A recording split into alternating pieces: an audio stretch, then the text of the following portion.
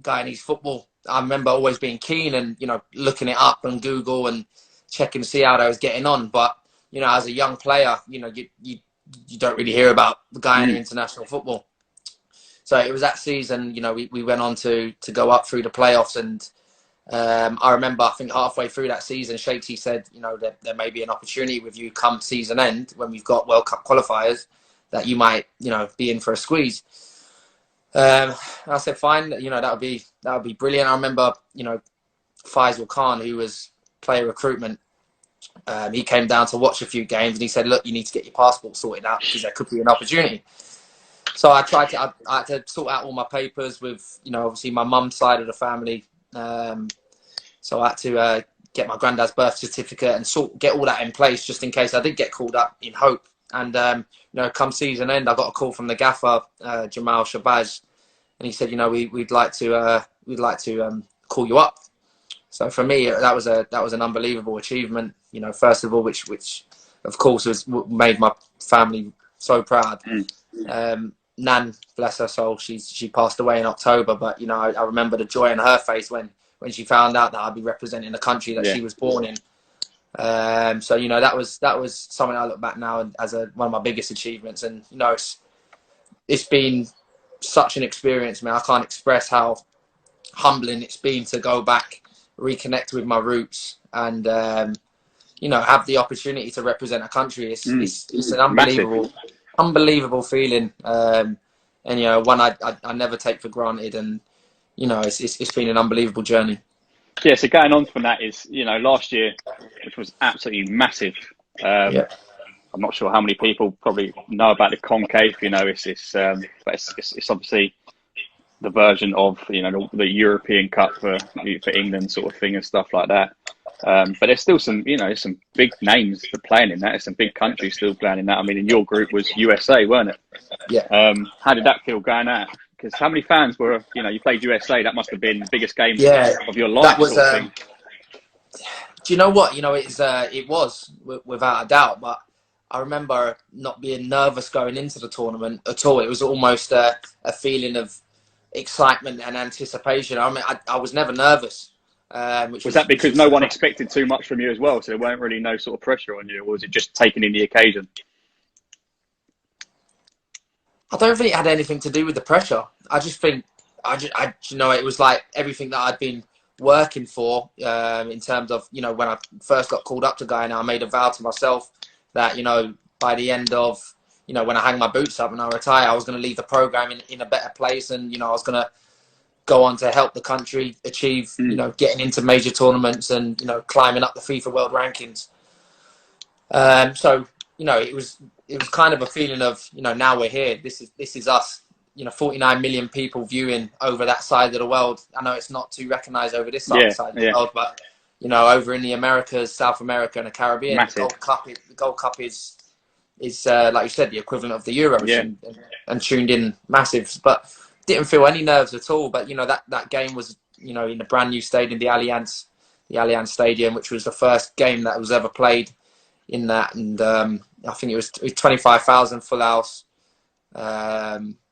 You know, we didn't go on to get the result, and it was a tough game, but you know, I think we came out with a lot of credit. Just I was about to say, because the 3 games you played, you didn't get smashed, you didn't get torn apart. I watched. I remember talking to Ashley quite a lot, and we was talking about it, and I caught some of the highlights of a lot of the stuff because me and Ashley were talking about how you playing out there. And I remember watching the highlights, and you know, you held your own out there completely. Was it one game you kind of was it one game you nearly got there? Was it nearly? You know, we played Panama in the second game, and obviously they qualified for the World Cup season before, so they was always going to be a threat within that tournament. And you know, we probably had the hardest group with Panama and Trinidad. But you know, we gave Panama a real go, and you know, if a few decisions went our way, I know it's easy to say. Looking at it, they did have the fitter players. They had the players that were playing at a higher level, of course. But, you know, we did give them a run for their money. And, you know, on another day, if we put our chances away, it could have been a different result. But, you know, like you said, we was respectable in every game. We played with a style. We tried to play, and we went for it. We didn't just sit behind the ball. And that's just the way things go. But you look at that tournament, and it's our first one in our country's history. So that in itself, to finish Massive. third in the group, yeah, it was an achievement in itself to finish third, and it gives ourselves a chance now going into the future. Hopefully we qualify for the next one, and it won't be a case of we're here to make up the numbers or we're here for our first showing, and that's an achievement, because that's gone now. We've done that. The next progress is, can we get through the first group stage inevitably? So yeah, that's the aim, that's the goal and target, and we'll see what happens. Obviously, with this unprecedented that's going on right now, nobody knows what's going to happen in terms of major tournaments next year. Obviously, the Olympics is going to happen. You've got the Euros, the Gold Cup. I don't know if that's going to happen. So you'll be the right age for the next Gold Cup? I'm still 30, mate. I've still listen, I know the beard's looking a bit shabby at the moment. That's why mine had to go from the other day, because everyone was cussing me about it the other day, so it all had to come off. No, there's still life in the old dog yet, mate. Good stuff. I'm going to go on to kind of your coaching now. So just wanted to say to show a lot of young people, that you've gone from playing professional to non-league. You're still representing your country, but you're actually a Tottenham Academy coach. How did that come about?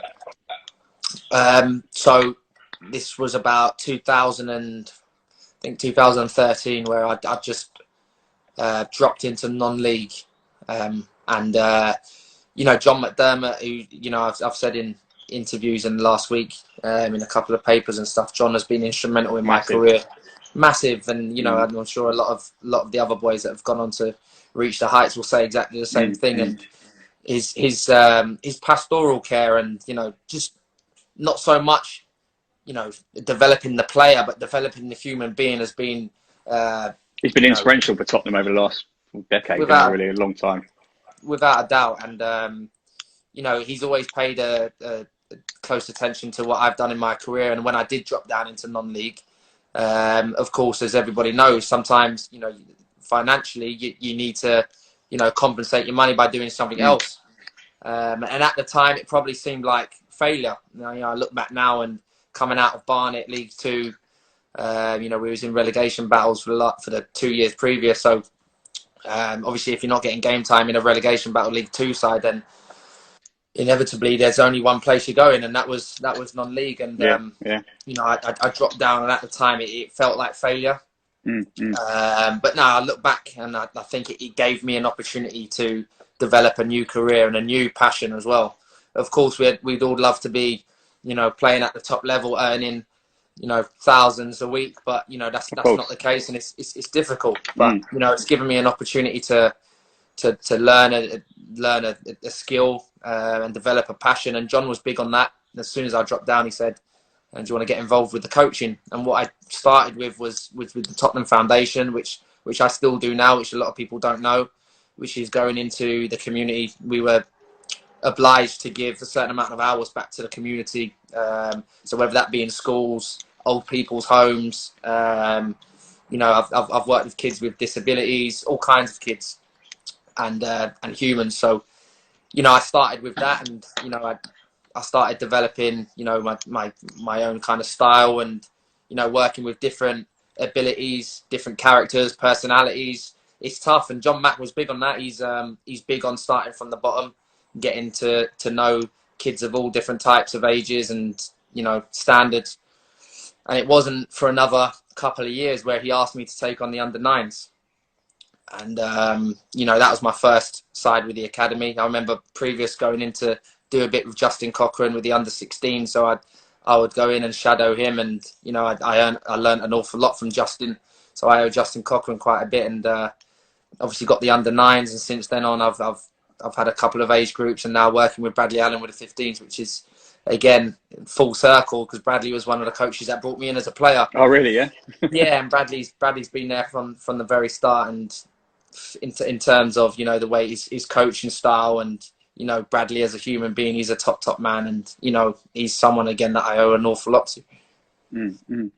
Hold tight, John Mack, Kevin Stewart. Do you enjoy that side of it now, the coaching side? I do, and that's something that I've not I've not in something that I'd never wanted to do. I remember as a pro, I was always like, no, I can't be coaching little kids. I can't be doing it. Was far from what I wanted to do. I guess as a young pro, all you want to do is just play, yeah. and you think that's going to be your life for the next 10 years. But it didn't quite work out like that. So I had to develop a love for it, which thankfully I did. Being surrounded by such great staff and great people at the club, has been instrumental for me. And with the facilities that we have down at Hospital Way, and best in the world, I suppose, isn't it? So it just helps exactly. Out. Yeah, we are working at the top level with top facilities, and there's some great kids down there, and they're all budding stars, and they're filled with so much potential. So I think that's helped massively as well. So again, I owe a lot to those who have inevitably mentored me: Justin Cochran, Michael Donaldson, Bradley Allen, Chris Ramsey, John Mack, all these people, Gary Broadhurst, Ryan Hall. There's so many names that have been instrumental for me developing my own style, my own philosophy. Just taking little bits off everyone to put it into your own. And that's what it is as a coach. You have to take bits what you like from some coaches, and kind of create your own style and philosophy, and adapt it. What do you prefer now? Do you prefer coaching, or do you prefer you're playing at the level you're at? Playing, yeah. Not even going to question it. Nothing beats playing. Any of the kids that are coming through at the moment, have you coached any of them, or any of them that are in the first team? Skip and stuff. There's loads of good. It'd be unfair to name one. There's like I said, there's loads of boys that are filled with a lot of potential. And it's just about developing that potential, and try and maximising what they've got, and trying to help them earn a career at the highest level possible. It would be unfair to name one, but that all of them have a chance. Otherwise, they wouldn't be there. So it's just working with these players, and keep developing them, and mentality is key as well, I think. So you just have to keep going with that, and we'll see what happens in the next couple of years, next year or so. Do you feel that the academy's changed a lot from when you was there to kind of where it is now, in terms of the ability and mentality, and anything else kind of changed?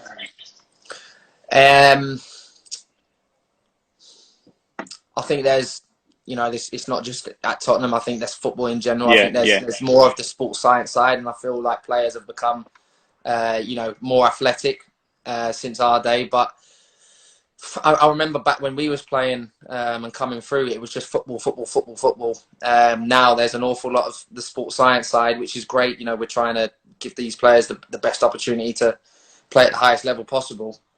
But there was a lot more ball stuff back at my day than there was now. But it is a complete different animal. I think what the club has now become from what it was then, and the gateway as well. I think me as an under 17, 18, I think the last player to break through into the first team was Ledley King. Last person was Ledley King, or I think Jamie O'Hara, but he got brought in from Arsenal, so he didn't go through the system. He didn't go through the system completely. So there was no real gateway into the first team. But again, that some of the players that I ringed off at the start, they were groundbreakers in terms of knocking at the door and pushing themselves into that first team, and obviously holding down their place in the first team, which is even harder than breaking in. So it's changed a lot. So players now do have a hope, and probably have inspiration to get into that first team because of maybe what a lot of my age group done. Do you feel there's a right age for a kid to come in now? Because my sort of stance on that has kind of changed over the last couple of years. I know obviously you as an academy coach at Tottenham, you're probably not going to say this age, so it's going to be hard for you. But I feel that sometimes, the younger ones, the 7s and the 8s, sometimes are kind of just being brought in just because some other club might want them, or they see something a little bit in them. When I feel that, the younger ones now, I feel that they should be playing a lot more grassroots football and developing their game in terms of gameplay and ball stuff, rather than actually going to academy so young. There's no right or wrong answer. Everybody develops differently. Everybody develops at different times, and adapt to, you know, different levels of football. You know, some might develop physically later on.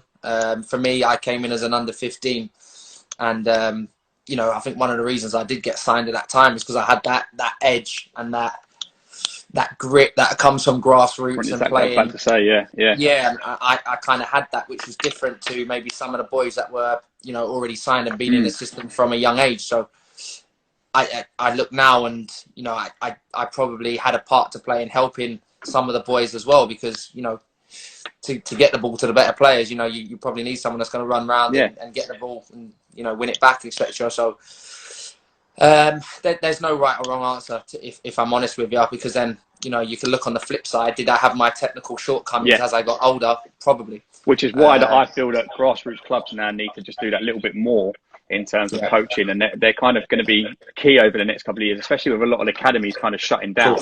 I feel that grassroots, but I feel that the FA kind of might need to put a plan in action for a lot of grassroots teams to say, you know, this is what you should be kind of doing and should be teaching, and then that kind of go a long way to kind of developing more kids, I feel, as well. Yeah, well, exactly that. I think a lot more money probably does need to get vested into grassroots football, and that's something that's been spoken about for I don't know how long, probably since when I was playing grassroots football. You know, we talk about facilities and, you know, some of the pitches that I see some of these grassroots teams are playing on, and I think, how are these boys possibly developing or going to get spotted on playing on some of these minion pitches? Like, it's so tough. So I do feel.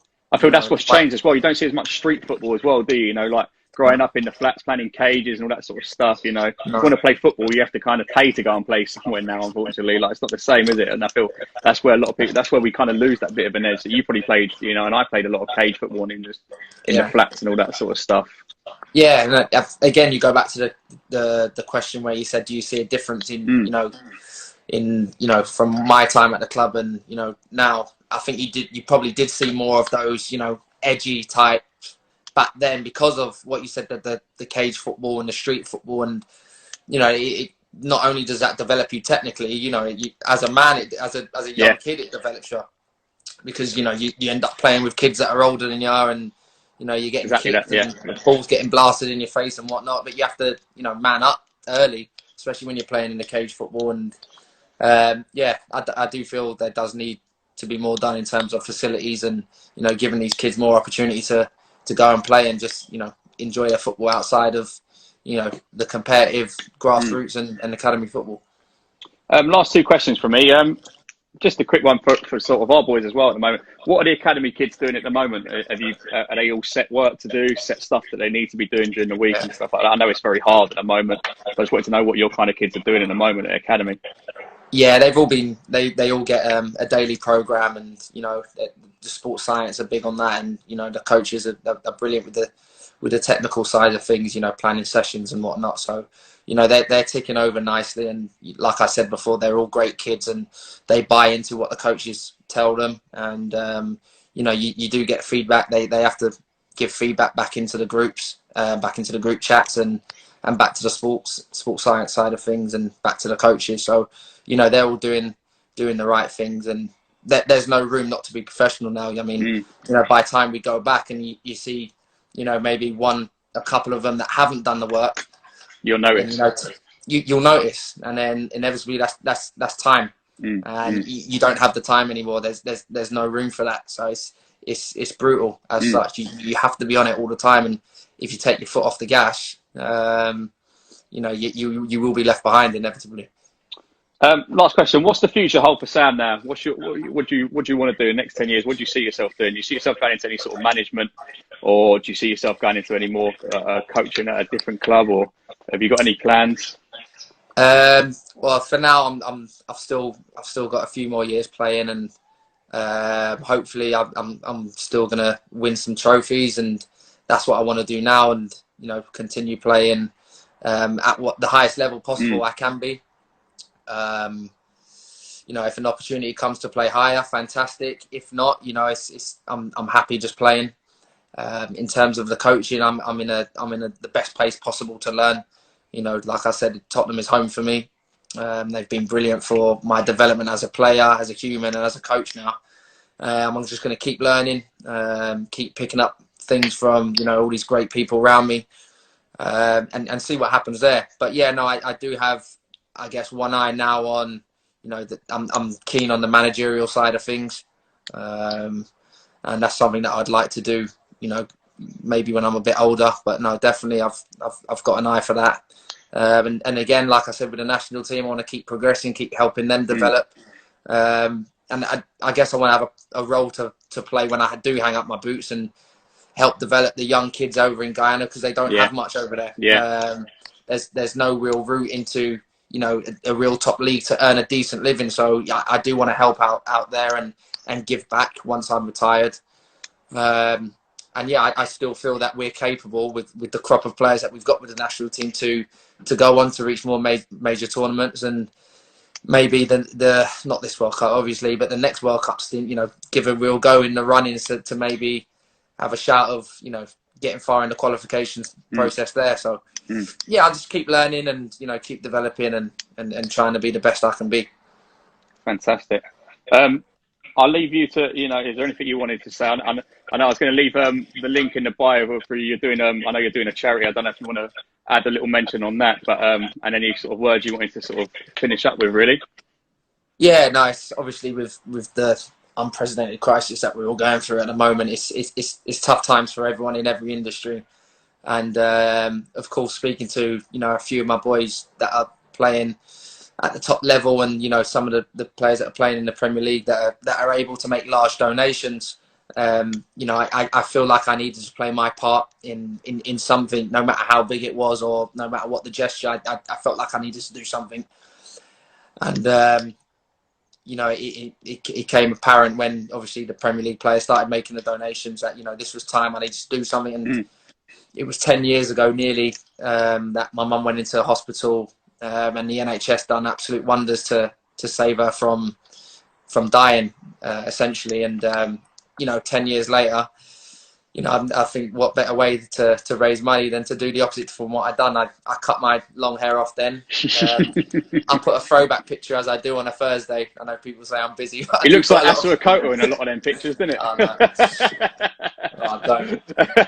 I've had it all, mate. I've had Jar Jar Binks, Predator, dodgy Lewis Hamilton, all that.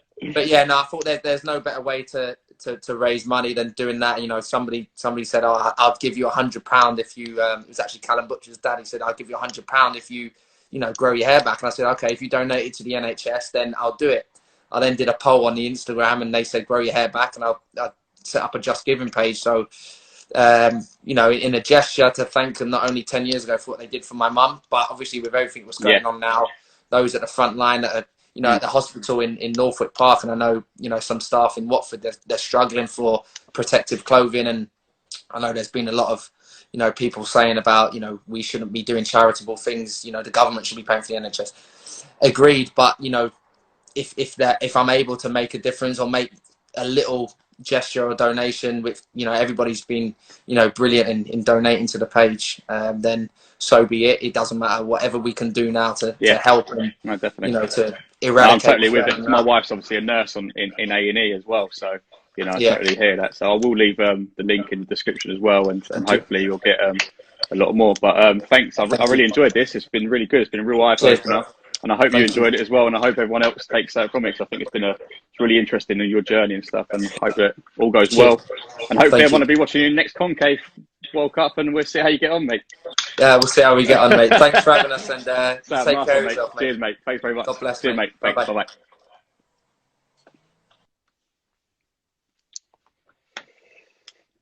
Nice one, guys. Tune in some more for Aaron Clark will be on, and then